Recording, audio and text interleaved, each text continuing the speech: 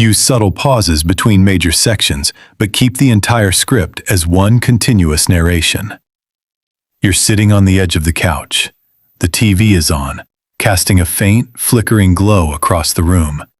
But neither of you is actually watching. She's scrolling through her phone, thumb moving rhythmically, eyes glazed over in that particular way that means she's somewhere else entirely. You want to say something, anything, but the air between you feels thick, heavy with 100 small things left unsaid. You look at her profile and think, who is she right now? Then the thought hits you, sharp and cold. Am I losing her? Or worse, did I ever really have her? You feel a familiar knot tighten in your stomach. Is this just what happens when the age gap finally shows its teeth? Do younger women eventually outgrow older men? You're not failing at love. This is not a sign that you chose the wrong person. Every couple that has ever loved each other deeply has stood exactly where you're standing right now. The relationship didn't get harder because your love faded. It got harder because your safety did.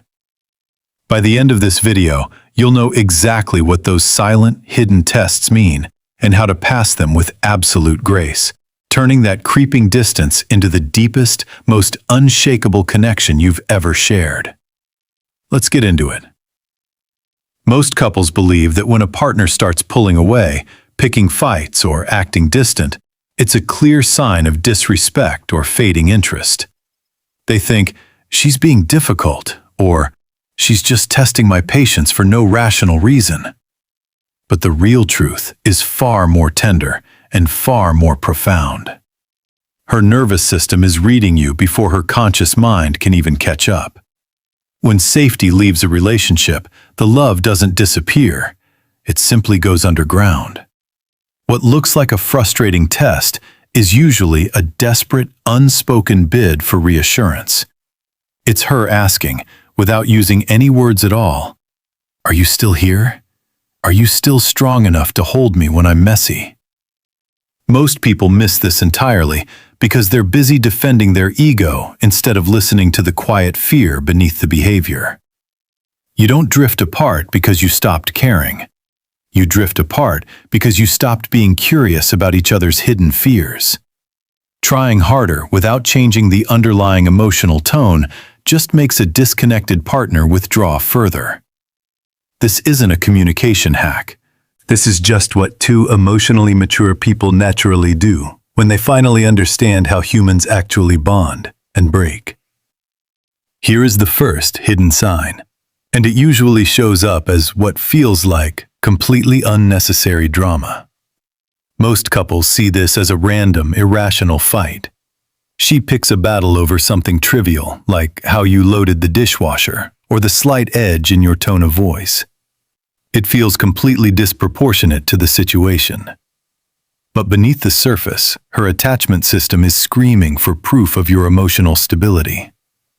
She's not trying to annoy you. She's trying to see if you'll break under pressure. She needs to know your emotional container is vastly stronger than her temporary chaos. If you snap back and say, "Why are you always so critical?" you defend the dishes and the wall instantly goes up. But if you pause, look her directly in the eye and say, "It sounds like you're really overwhelmed right now. Come here." You ignore the bait and address the actual pain. And when you do that, the walls between you start to come down without either of you having to say a single word. This is where it gets really interesting. Most people interpret sudden, fierce independence as a loss of romantic interest. She stops asking for your help. She makes weekend plans without consulting you. She says, "I've got this handled." Your instinct is to pull back, to give her space, thinking you're being a respectful, secure partner. But honestly, this is often a subtle test of your pursuit.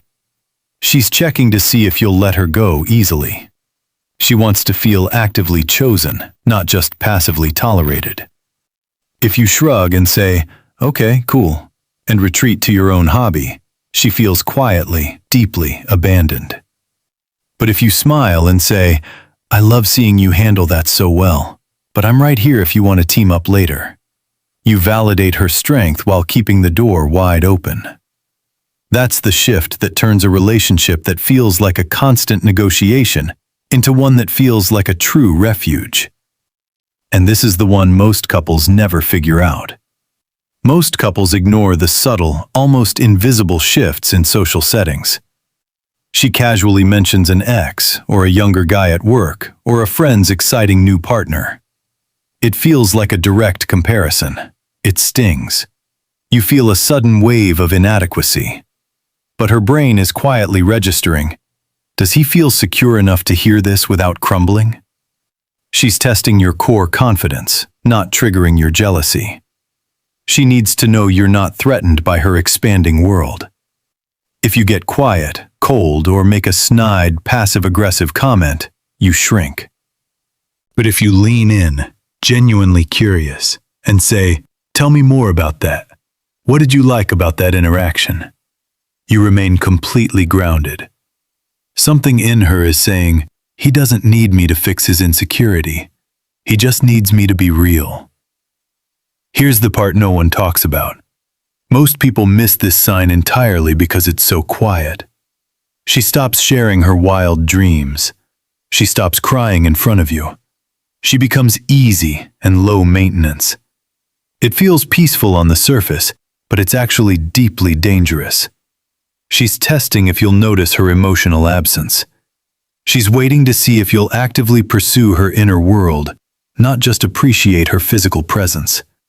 She's checking if you're truly emotionally available or just comfortably physically present. Emotional distance in a relationship isn't like a brick wall.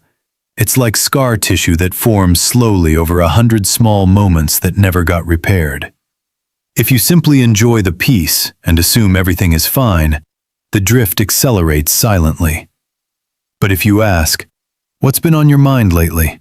I really miss hearing your thoughts," you create sacred space for her depth. And here's what changes everything. She starts feeling profoundly seen again, not just efficiently managed. Finally, most couples avoid talking about the long term when things feel even slightly shaky. She hints at moving cities, changing careers, or pursuing a completely different life path. It feels like a direct threat to your shared stability. You panic internally. You try to logic her out of it with practical reasons, but she's testing your adaptability. She needs to know you can grow and evolve with her, not just hold her in place. She's asking, "Can you handle my becoming?" If you list all the reasons why that's a bad idea, you cling desperately to the status quo. But if you say, "That sounds incredibly exciting. How can I best support you in that?" you become her true partner in evolution. That's when your partner stops feeling like a problem to manage and starts feeling like a person to come home to. This isn't a checklist. It's an invitation to show up differently. And that changes everything about what's possible between you and the person you chose. When you internalize this, you stop reacting defensively and start responding intentionally. You stop seeing her behavior as a personal attack and start seeing it as a vulnerable bid for safety. You become the steady, unshakable anchor she didn't even know she needed. These aren't tips for a better relationship. They're the beginning of becoming the kind of partner you always wanted someone to be for you. Real intimacy doesn't start when you find the right person. It starts when you decide to become one.